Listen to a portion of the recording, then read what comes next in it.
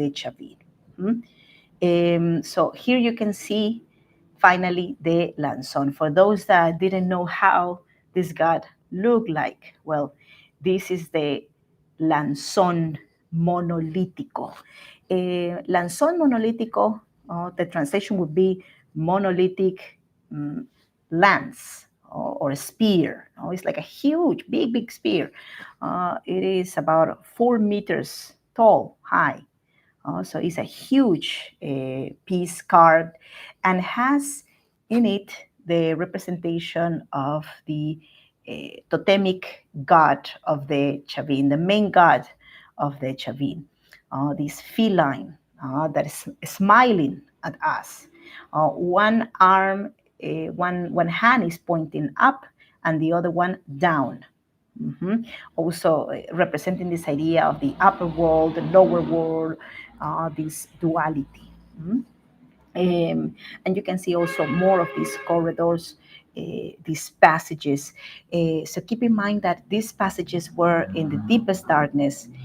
In these passages, people were not able also to walk with orientation. Also, they were probably disoriented, but they could see in the darkness.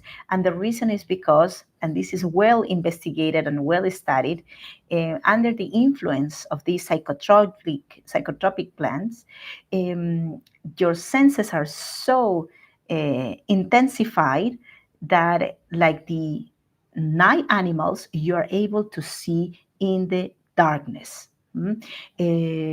Also, we know that there was a group of people priests also, who play the pututus inside this chamber. And they were able also, with the sounds produced by the pututus, by the trumpets, produce a sound that probably felt by the people who were in the exterior as the voice of the god. So they perceive this sound of the trumpets as the voice of the god Lanzón. Also, the specialists were able to see that some of the smallest corridors inside this temple, and also just channels, let's say little channels, sort of like are aligned with the mouth of the god, like perfectly aligned, meaning that probably, well, the pututo was played next to the mouth of the god, and through these little ducts, little corridors, this music came directly outside to the main temple, the main plaza, where people were awaiting for listening to this god. Okay, so we continue here, and well, look at this. This is a representation of these priests now invested with all the power from the god CHAVIN. By the way, we don't know exactly how they call their god, their main god. But we know that the priests look like this god. Oh, they had fangs of puma, which were also part of all of these paraphernalia, of these sort of like a put in play.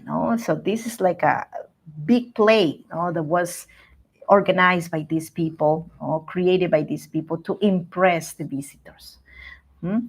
So after the finalization of this process of purification, fasting, preparation, and experimenting in the presence of the god, once they were out of this place, they were received as a new priest. They were received as the messenger of the god. And here you can see the one of the trophy heads that existed originally outside the temple. This is also one of my favorite pieces made by the CHAVIN people. The CHAVIN people work beautifully the stone, and the cabezas clavas. Cabeza clava could be translated to stone head. Clava is because like a needle, for example, that could be inserted inside a wall. So it has a section behind the head that goes inside a hole in the wall. So these heads of sandstone were, well, decorated to look like if they were the god, but also some of these heads look like a person that is metamorphosing into the god. So you can see the fangs of the puma there. You can see sometimes other elements, like, for example, in the bottom images, the bottom stone heads look like dragons, or for us, they would look like dragons. For them, probably they would look like something different, but there are some features of the puma. So nowadays, we only have one of those heads in the wall of the temple, but there were originally 48 heads. Mhm. Some others are in the site museum of the archaeological site, while others are gone. Mm. Um, so the reason why we believe this is sort of like a metamorphosis of a human into a god, most likely a priest into a god, is because in some of these heads you can see the presence of mucus, or some a form of, let's say, like liquid coming down the noses of these people represented. No, these, they look like humans in process of conversion into gods. So the reason of the mucus presence is probably due to the intake of these hallucinogenicals. And I will later show you, well, why this mucus is being produced. Also, please let me know if you're still there, if you are still able to hear me, to see me. That would be wonderful. Like if you are still able to see the presentation. See, thank you so much also for still being there. And this time we will definitely finish the presentation. Okay. Please let me know if you can use the chat, and tell me if you can see something. Okay. Oh, that's wonderful, Annette. Thank you, thank you, thank you. It really helps me this time, because sometimes I don't know when you're gone. So very good. So here you have the representation also. Oh, gracias, Marlene. Thank you very much. I'm seeing now the chat. Gracias. This is the representation of, again, this character. It looks like again, like a priest, or someone that is being possessed by this spirit that has the appearance of a feline. So you have there, for example, on the left hand side of the vessel, this is a pottery, by the way. You can see this puma spirit taking over the face of this character, of this human. And on the right hand side, the human side looks like having some abnormalities. No, for example, in the section where the nose is, there are two noses. And we also can see the ear looks like an animal, like a deer, probably. Yes, Marilyn, it looks like moche base. Well, moches are sort of like in a way, a continuation of this development. And the handle, for example, the peak on top, the three-dimensionality of the vessel is indeed very much like well, the style of the moche. Thanks for noticing that, Marilyn. um, but we have many, many years of difference between them. No? So we can see ears of this animal. Yes, I see you are learning. And the mouth of this character, there is something coming out of the mouth. Uh, and this sort of like thing coming out from the mouth is a probably tongue, or another explanation is maybe a liquid coming out the mouth. So this liquid could be vomit. Mm. This vomiting, the act of vomiting, probably is connected also with the idea of the intaking of these, say, psychotropic plants. Mm. And here you can see also two mortars. The mortars also were great importance for the preparation of these medicines, in this case also of these liquids that were given to these novice, and the ones also that were asking for the revelation of the future, of the omens, by the main god of Chavin. So the mortars were used also to prepare different medicines as well. So you can see here the representation of, seems like a bird puma in the piece that is on the right hand side, in the base of the mortar, and on the top, in the let's say the stick, you can see again the teeth of the puma, but also the element looks like a snake. So the fusion of the totems is something very common. Mm. Those are the most beautiful mortars. Yes, they are incredible, right? And they are loaded with symbolism, with lots of symbolism. Also, these like circles you see in the bottom of these mortars are, seems like the spots of a jaguar. Jaguars have spots, like marks. So these, they could be also the representations of the skin of the jaguar. Mhm. And well, nowadays in Peru, we still also have these beliefs related with, for example, the use of these plants for not just for the hallucinations. Hallucinations are not really the most important part. The healing part is what matters for us. The possibility of being able to get in contact even with the afterlife. mm, eh, like receiving messages from the afterlife. Mm. So things related nowadays, for example, with this type of medicine, or the way how people conceive them is like for fun, for recreation purposes, for experimenting something new.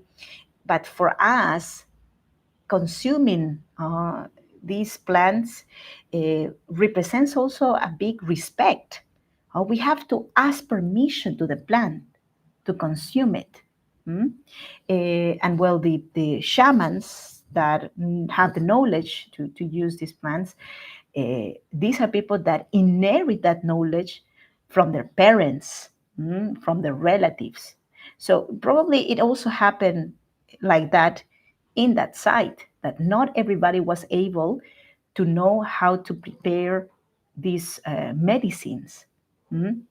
And the priests, or the people who were interested in becoming priests, came from distant locations to learn, to be immersed in this code, even to live here like if you were going to a university, learn new things. And when you were ready, you return home with a new religion, with a new knowledge, and you became a priest of that faith.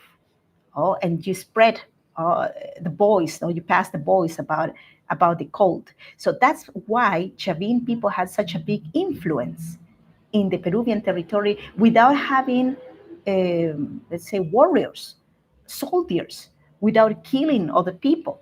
Mm?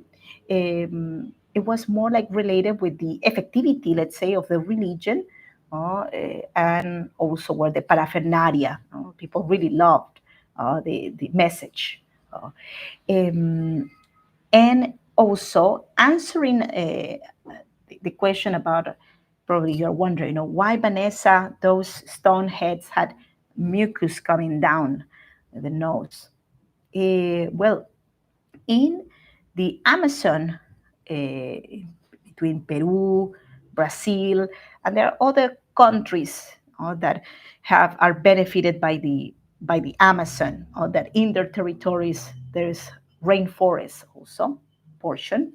There are societies in those places, tribes that still consume some of these medicines, but from their noses. So, but this, say, way of intaking some of these medicines is very extreme, by the way, very extreme, because people who had experimenting with this form of dosification or an application of these medicines say that receiving them from the nose, it produces big pain. Like it's itchy, it feels like burning, and of course it gets directly into your brain.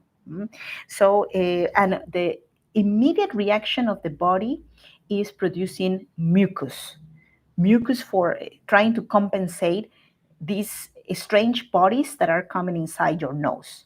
Okay, so that's probably the reason why we have these representations with the running noses. This reminds me very much of Native American connection and ceremonies regarding this. Yes, exactly, Annette. We have so much in common. So much in common, all the Americas. But also around the world, humanity has made like so sometimes the same mistakes also wherever we go in the world, and also we have developed amazing societies also wherever humans have gone. The only problem is that the price sometimes that nature has paid is way too high. So here we have the Stella de Raimondi, which was the main piece exposed to the public in the site. So the lanzón was inside the old temple. So not everybody could see it.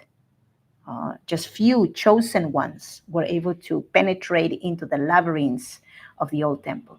But the Stella de Raimondi, Raimondi's Stella, a big monolith, uh, was located in the main sunken plaza. Mhm. And well, we can see here this monolith card showing, displaying this entity that looks like having, again, the smile of the puma, the fangs of the puma, these long nails that could be associated also with a bird of prey, for example, or claws, some form of claws. Animal claws could be also feline claws. It's unclear for now, that part. The snakes coming out from the headdress, from the belt, and two staffs, which could be also a representation of the San Pedro cactus, or the achuma or the wachuma cactus. So, well, the story of the finding of this piece is also very interesting. I'll tell you in a moment, but it was not discovered in the site. So I'm coming back to that. So just to remind you, the idea of the three worlds, the idea of the three, let's say, parts, or the world divided in three parts, and these representations, also these ceramics that show the totems again. So these ceramics were not for, let's say, daily use. Those were ceramics that were used only for ritual purposes, and that were buried with the important people of that time to carry messages to the afterlife. The three worlds also, Hananpacha, Kaipacha, Ukuipacha. You already know this also from what I said previously. So about the piece, by the way, we are coming almost to the end of this presentation. So about this piece, the Raimondi Stella. So Antonio Raimondi was a naturalist, specialist in botanics, that was Italian, by the way, that came to Peru, especially attracted by the, say, fauna and flora, especially, which was his field of expertise, endemic and unique of this part of the world. Well, Antonio Raimondi was traveling in the vicinity of that location where nowadays is the archaeological site museum, and he never been to the site, to the temple. He never met the temple, but he was very close to that place. And well, the story says that in the year 1860, an indigenous man from that location, Mr. Timoteo Espinosa, invited him to his house, to his home, a very, very humble house, almost like a shack in the Andes, no? To eat something. No? So he went there, and Mr. Timoteo Espinosa mentioned that he wanted to show him something in his house. So once he got inside his house, Antonio Raimondi, he saw a beautiful table, very, very odd, very strange if you compare it to the humbleness of the house. No, it was a very humble house. Also, but that table was so perfectly polished, so big. Also, well, he sat to the table and he started to touch below this stone. Actually, this stone is what Mr. Timoteo Espinosa wanted to show to the men. So, Antonio Raimondi felt these lines carved under the table. So he asked Mr. Timoteo Espinosa if he could move the table, and well, unveiling the design that was under the table. So, well, which was the this god of the staffs. So, 13 years after the discovery, finally Antonio Raimondi could take the piece to Lima. We have to keep in mind that back then, like leaving the piece there was unconceivable, no? Because well, Lima was the capital. Lima is where the piece could be like given the best, let's say, treatment. Nowadays, of course, we would prefer the piece would be in the site, at least in the site museum. But well, he took it to Lima, and it is still here in the city of Lima in the Museum of Archaeology, Anthropology, and History. Mm. And well, you can see also a representation of a signification also of a ceremony in the archaeological site. The place still is visited by the general public. We don't have events like this one often, just in few occasions, especially when, for example, solstices take place in this latitude. But what is interesting is that this site was, as I said before, a place of pilgrimage, a place where people came to learn about the climate, to learn about the future, to learn about their destiny.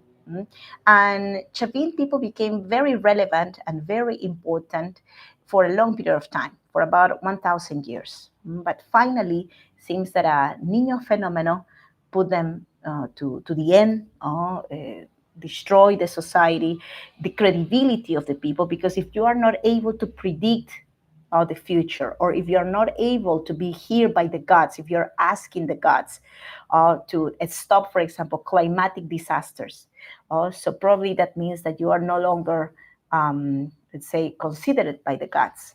So you have fallen from the grace of them. And they eventually lost power. But their style never disappeared. Their gods, the god of the staffs, continue being present in Peru until the Incan times. So, of course, transform and named differently and with different powers, but still that god of the staff was here for 1,000 years more, right? So this is what is interesting about CHAVIN. Their style is unique. It's easy to be recognized. They were the first ones also to create this beautiful working stone also, and but also many of the elements associated with their religion continue present even until these days. So, and of course, the cult of CHAVIN expanded to different locations, spread over from that side. So well, that's what it makes also this society very very interesting. That well, the cult of the god was able to reach out, like outreach big in the country. No, it had a big outreach in Peru. So well, thank you very much for being here. Finally, we made it. I did this event three, 4 times already. And couldn't be recorded full the other three. So this is the fourth one. And thank you so much to my friends who were able not just to participate, of course, which means the world to me. Also, thank you so much to my friends who were able to support with a donation. In previous events, I had also two wonderful supporters, Marilyn and Susan, who helped me also to produce this continuation. So thank you so much to them. And also, if you wish to support, you can do it by, for example, commenting, giving a like, let's say sharing with friends, and anyone that is interested in Peruvian history about this channel. You can also follow my social medias. I am in YouTube, in Facebook, in Instagram, even in TikTok. So you can find me everywhere. You can send me also a private question if you prefer to do it privately, directly to my email. And also, I am conducting a series about Peruvian history, but fully focused in colonial history. It is named The Conquest of Peru. And well, in the website New York Adventure Club. So here I'm leaving the link to visit my events every Thursday. 10 series, it's a 10-part series, sorry, 10-part series. So next time we're going to do the fourth part on next this upcoming Thursday. Okay, my friends, so let me stop sharing. Muchas gracias. And thanks for being there. Muchas gracias, amigos, amigas. Well, thanks for saving a bit of your Sunday to be with me. And also, I see there are no more questions for now. But well, I hope to see you in the next one. We will continue with archaeology. Also, I will also inform you very soon on the next day for, well, continuing with the upcoming part, which is going to be the Paracas culture. So that's going to be the next part of this series. Well, thank you so much, and have a lovely rest of the day, well, maybe evening, nighttime. So best to you all. Bye bye. Gracias. Thank you. See you soon.